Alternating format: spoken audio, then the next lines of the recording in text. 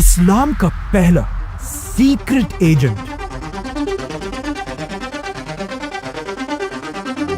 जिनकी secret information से Medina की रियासत अपने फैसले लिया करती थी। और ये इतना खतरनाक एजेंट था कि इवन बहुत सारे मुसलमानों को भी इस बात का पता नहीं था कि वो कौन है। रसूलुल्लाह सल्लल्लाहु अलैहि वसल्लम के दादा अब्दुल मुत्तलिब के 10 बेटे थे, जिनमें से 4 को आज तक याद किया जाता है। अबू लहब, अबू तालिब, हजरत हमजा और हजरत अब्बास। जैसे ही रसूलुल्लाह सल्लल्लाहु अलैहि वसल्लम ने मक्का में अपनी नबूवत का ऐलान किया, मक्का के सारे बड़े सरदार मिलकर आप सल्लल्लाहु अलैहि वसल्लम के खिलाफ हो गए।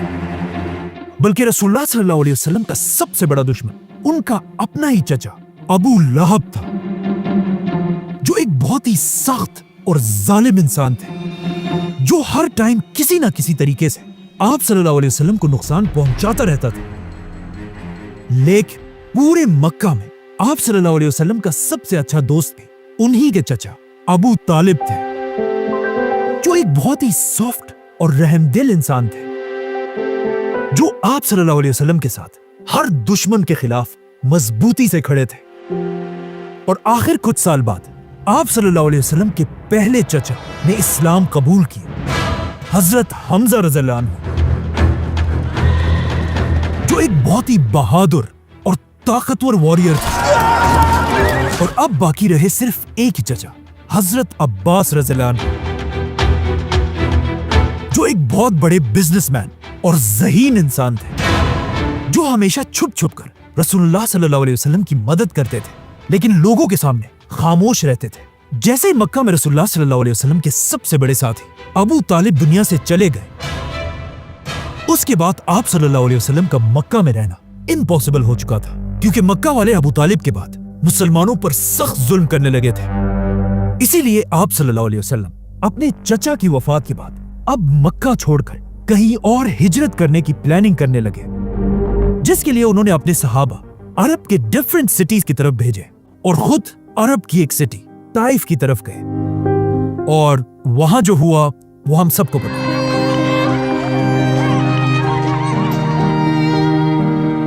ताइफ के वाक़े के बाद जब आप सल्लल्लाहु अलैहि वसल्लम वापस मक्का आए और मक्का वालों को ऐसा लग रहा था कि अब आप सल्लल्लाहु अलैहि वसल्लम के पास कोई भी रास्ता नहीं है, अचानक एक दिन अरब की एक छोटी सी सिटी मदीना के लोग मक्का हज करने आए, जिनमें से कुछ ने आप सल्लल्लाहु अलैहि वसल्लम से रात के अंधेरे में एक सीक्रेट मीटिंग की रिक्वेस्ट की, जिसे आप सल्लल्लाहु अलैहि वसल्लम ने एक्सेप्ट किया। और जैसे ही मक्का में रात का अंधेरा हुआ और मक्का के सारे लोग सो गए, मदीना के कैंप से 73 मर्द और 2 औरतें बाहर निकले और मक्का में एक पहाड़ की तरफ रवाना हुए। जैसे ये लोग मीटिंग की जगह पर पहुंचे, उन्होंने देखा कि सामने से सिर्फ 2 लोग उनसे मिलने के लिए आ रहे हैं, जिनमें से एक तो मोहम्मद सल्लल्लाहु अलैहि वसल्लम थे, लेकिन दूसरे आप सल्लल्लाहु अलैहि वसल्लम के चचा और अबू तालिब के बाद बनु हाशिम के बड़े सरदार हजरत अब्बास रज़ियल्लाहु अन्हु थे। तो सबसे पहले हजरत अब्बास आगे बढ़े और मदीना वालों से कहा कि ऐ मदीना वालों, ये बात याद रखो, अगर तुम मेरे भतीजे को अपने साथ लेकर जाओगे तो उसके बाद पूरा अरब तुम मदीना वालों के खिलाफ हो जाएगा। अगर तुम मेरे भतीजे की हिफाजत कर सकते हो तो फिर ठीक है, लेकिन अगर तुम नहीं कर सकते तो फिर इन्हें यही छोड़ो, हम बनु हाशिम खानदान इनकी हिफाजत के लिए तैयार हैं। जिस पर मदीना वालों ने हजरत अब्बास से कहा कि हम एक बहुत ही खतरनाक और एक वॉरियर कौम है और हम अपने खून के आखिरी कतरे तक इनकी हिफाजत करेंगे। इसी के साथ मुसलमानों की हिजरत शुरू हुई और सारे मुसलमान मक्का को छोड़कर मदीना की तरफ रवाना हुए। लेकिन हजरत अब्बास रज़ियल्लाहु अन्हु ने हिजरत नहीं की और वो यहीं मक्का में रहे। और मदीना पहुंचने के कुछ ही अरसे बाद इस्लाम की पहली जंग का वक्त आया, जंगे बदर। जंग से पहले रसूलुल्लाह सल्लल्लाहु अलैहि वसल्लम ने सारे सहाबा को जमा किया और इस जंग की प्लानिंग करने लगे। इस जंग में सारे सहाबा मक्का में अपने अपने खानदानों के साथ लड़ने के लिए बिल्कुल तैयार थे। लेकिन जैसे ही ये मीटिंग शुरू हुई, रसूलुल्लाह सल्लल्लाहु अलैहि वसल्लम ने अपने सहाबा से कहा कि कोई भी सहाबी बदर की जंग में मेरे खानदान बनु हाशिम को नहीं मारेगा। इस मीटिंग के बाद एक सहाबी बाहर निकले और उन्होंने अपने दोस्तों से कहा कि कितनी अजीब बात है, हम अपने खानदान को तो मारेंगे लेकिन बनु हाशिम को कुछ नहीं कहेंगे। जब हजरत उमर को इस सहाबी की बातों का पता चला, उन्होंने आप सल्लल्लाहु अलैहि वसल्लम से इजाजत मांगी कि मैं इसका सर काट देता हूं, लेकिन आप सल्लल्लाहु अलैहि वसल्लम ने उन्हें रोक दिया। इसके कुछ ही दिन बाद जब दोनों फौजें एक दूसरे के आमने सामने हुई, काफिरों की फौज में हर कबीले से बहुत सारे लोग थे, लेकिन बनु हाशिम से सिर्फ 3 लोग जंग के लिए आए थे, जिनमें से एक हजरत अब्बास भी थे। जैसे ही जंग शुरू हुई, मुसलमान जंग के बीच में अपने खानदान वालों से तो लड़ रहे थे, लेकिन हर मुसलमान बहुत ही केयरफुली बनु हाशिम के लोगों से दूर रह रहे थे। आखिर काफी देर लड़ने के बाद मुसलमान ये जंग जीत गए और जब मुसलमानों ने सारे कैदियों को पकड़ लिया, उन्होंने देखा कि इन कैदियों में आप सल्लल्लाहु अलैहि वसल्लम के चचा हजरत अब्बास भी थे।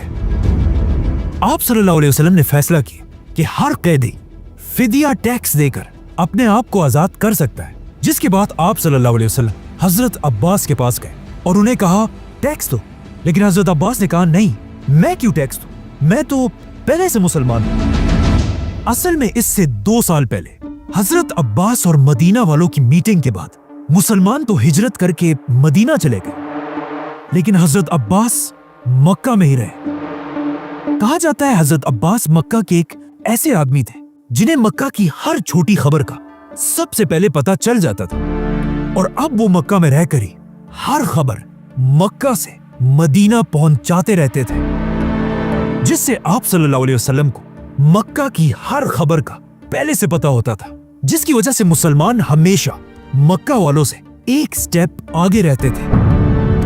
मतलब हजरत अब्बास रसूलुल्लाह सल्लल्लाहु अलैहि वसल्लम के मक्का में एक बहुत ही सीक्रेट एजेंट थे, जिनका किसी को पता नहीं था, इवन मुसलमानों को भी नहीं। इसीलिए जंग बदर से पहले मीटिंग में आप सल्लल्लाहु अलैहि वसल्लम ने मुसलमानों से कहा था कि बनु हाशिम के खिलाफ मत लड़ना, क्योंकि रसूलुल्लाह सल्लल्लाहु अलैहि वसल्लम नहीं चाहते थे कि उनका इतना इंपॉर्टेंट एजेंट हजरत अब्बास इस जंग में मारा जाए। लेकिन अब जब हजरत अब्बास गिरफ्तार हुए, उन्होंने सबके सामने ये एक्सेप्ट किया कि वो तो पहले से एक मुसलमान थे और कहा मैं क्यों टैक्स दूं। लेकिन रसूलुल्लाह सल्लल्लाहु अलैहि वसल्लम ने उनसे कहा कि कोई बात नहीं, तुम्हें मुसलमान होने का बदला अल्लाह जरूर देगा, लेकिन यहां आपको टैक्स देना होगा, और हाँ, अपने साथ साथ बनु हाशिम के 2 लोगों का टैक्स भी आपने ही देना होगा। जिसके बाद आप सल्लल्लाहु अलैहि वसल्लम ने हजरत अब्बास को दोबारा मक्का भेजा और वो वहीं से एक बार फिर मुसलमानों की मदीना में मदद करने लगे। इसीलिए अगले साल जब मुसलमानों की दूसरी जंग शुरू हुई, जंगे ओहद, आप सल्लल्लाहु अलैहि वसल्लम को पहले ही मक्का की पूरी फौज का सब कुछ पता था, क्योंकि हजरत अब्बास उन्हें मक्का से हर डिटेल सीक्रेटली पहुंचाते रहते थे। और इसी तरह खंदक की जंग में भी आप सल्लल्लाहु अलैहि वसल्लम मक्का वालों से एक स्टेप आगे थे। जिसके बाद आखिर वो दिन आया जिसका सबको इंतजार था, फतह मक्का। और जैसे ही आप सल्लल्लाहु अलैहि वसल्लम 10,000 मुसलमानों के साथ मदीना से मक्का की तरफ रवाना हुए, और उधर मक्का में भी हजरत अब्बास को समझ आ गई कि अब और छुपने का कोई फायदा नहीं। इसीलिए वो भी अपने खानदान के साथ मदीना की तरफ रवाना हुए और रास्ते में मुसलमानों की फौज से मिलकर वापस मक्का को फतह करने आए, और इस तरह मक्का फतह हो गया। मक्का फतह करने के कुछ ही दिन बाद मुसलमानों की एक और बड़ी जंग शुरू हुई, जंगे हुनैन। और ये पहली जंग थी जिसमें हजरत अब्बास अब एक स्पाई नहीं बल्कि एक वॉरियर की तरह जंग में मुसलमानों के साथ खड़े थे, और मुसलमान तेजी से अपने दुश्मन की तरफ बढ़ रहे थे। लेकिन जैसे ही मुसलमान इन दो पहाड़ों के दरमियान पहुंचे, इन दोनों पहाड़ों से मुसलमानों की फौज पर तीरों की बारिश होने लगी और इतनी तीरें बरसने लगी कि मुसलमानों की पूरी फौज जंग छोड़कर पीछे हटने लगी। ये देखकर काफिरों की पूरी फौज ने मुसलमानों पर हमला कर दिया। जैसे ही काफिरों की फौज आगे आई, वो ये देखकर हैरान रह गए कि मुसलमानों की पूरी फौज तो पीछे भाग रही है, लेकिन मुसलमानों में सिर्फ एक आदमी अपने साथियों के साथ बहादुरी से अपनी जगह पर खड़ा है, और वो थे हजरत मोहम्मद सल्लल्लाहु अलैहि वसल्लम। ये देखकर काफिरों की पूरी फौज ने सीधा रसूलुल्लाह सल्लल्लाहु अलैहि वसल्लम पर हमला कर दिया, लेकिन रसूलुल्लाह सल्लल्लाहु अलैहि वसल्लम भी पीछे हटने के बजाय दुश्मनों की तरफ आगे बढ़ने लगे। जैसे ही आप सल्लल्लाहु अलैहि वसल्लम आगे बढ़े, उनके चचा हजरत अब्बास ने उनके घोड़े की रस्सी पकड़ी ताकि आप सल्लल्लाहु अलैहि वसल्लम आगे ना बढ़ सके, लेकिन आप सल्लल्लाहु अलैहि वसल्लम अपने घोड़े से नीचे उतरे और दोबारा दुश्मन की तरफ बढ़ने लगे।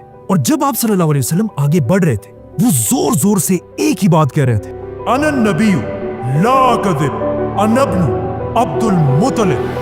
और ये कहते ही रसूलुल्लाह सल्लल्लाहु अलैहि वसल्लम ने अपने चचा अब्बास से कहा कि मुसलमानों की पूरी फौज को जंग में वापस आने की आवाज दो,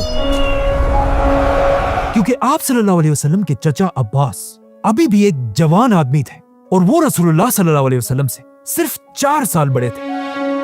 हजरत अब्बास अपनी ऊंची आवाज से मुसलमानों को बुलाने लगे, तालू इलल मारिका, और कहने लगे कि ऐ मुसलमानों, अपने नबी को छोड़कर कहां जा रहे हैं? तालू इलल मारिका। इसके बाद हजरत अब्बास खुद कहते हैं कि मेरी आवाज मुसलमानों की फौज ने जैसे ही सुनी, सब ने अपने ऊंटों को उसी वक्त मोड़ दिया और आप सल्लल्लाहु अलैहि वसल्लम को बचाने के लिए फुल स्पीड भागने लगे। उस टाइम कुछ सहाबा ऐसे भी थे जो अपने ऊंटों को ना मोड़ सके और वो अपने ऊंटों को छोड़कर पैदल आप सल्लल्लाहु अलैहि वसल्लम के लिए रवाना हुए। इस तरह कुछ ही देर में मुसलमानों की 12,000 की फौज दोबारा जंग में आई और मुसलमान ये जंग जीत गए। ये जंग जीतने के बाद आप सल्लल्लाहु अलैहि वसल्लम अपने सहाबा के साथ वापस मदीना चले गए और इस बार वो अपने साथ अपने चचा हजरत अब्बास को भी लेकर गए। उन्होंने अपनी मस्जिद नबवी के पास ही हजरत अब्बास के लिए एक घर बनवाया, बल्कि हजरत अब्बास के घर की छत पर आप सल्लल्लाहु अलैहि वसल्लम ने खुद अपने हाथों से पानी का पाइप लगवाया जो बारिश का पानी निकालने के लिए था। जैसे ही हजरत अब्बास मदीना आए, उसके कुछ ही अरसे बाद उनके भतीजे रसूलुल्लाह सल्लल्लाहु अलैहि वसल्लम इस दुनिया से चले गए। लेकिन हजरत अब्बास रसूलुल्लाह सल्लल्लाहु अलैहि वसल्लम के बाद भी अपने बेटे अब्दुल्लाह बिन अब्बास के साथ मुसलमानों की खिलाफत के सबसे बड़े एडवाइजर्स में से थे। लेकिन आखिर हजरत उमर की खिलाफत में हजरत अब्बास और हजरत उमर के दरमियान एक इख्तिलाफ पैदा हुआ।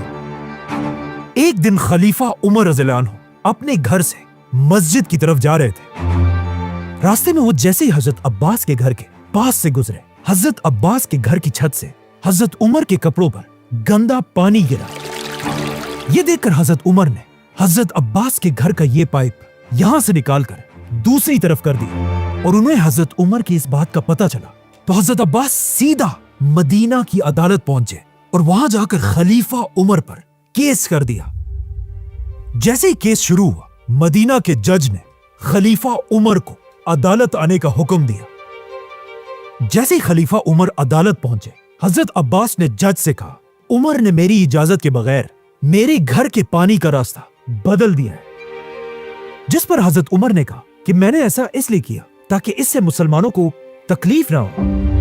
लेकिन हजरत अब्बास ने हजरत उमर को कहा कि ये पानी का रास्ता जो आपने बदला है, ये कोई आम रास्ता नहीं था। कि जब मैं बहुत साल मक्का में रहने के बाद पहली बार मुसलमानों के पास मदीना आया तो यहाँ आप सल्लल्लाहु अलैहि वसल्लम ने मेरे लिए ये घर बनवाया और फिर इस घर की छत पर अपने हाथों से पानी का यही रास्ता बनाया था जो आज आपने बदल दिया।